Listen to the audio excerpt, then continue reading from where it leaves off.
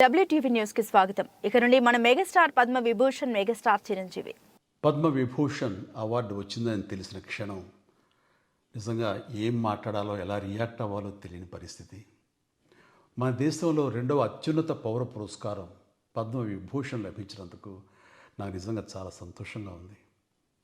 ఒక తల్లి కడుపున పుట్టకపోయినా నన్ను తమ సొంత మనిషిగా, మీ అన్నయ్యగా, మీ బిడ్డగా భావించే కోట్లాది మంది ప్రజల ఆశీస్సులు, నా సినీ కుటుంబం యొక్క అండదండలు, అలాగే నీడల నాతో ప్రతి నిమిషం నడిచే లక్షలాది మంది అభిమానుల ప్రేమ ఆదరణ కారణంగానే నేను ఈ రోజున ఈ స్థితిలో ఉన్నా. అందుకే నాకు దక్కినటువంటి గౌరవం ఇది మీది.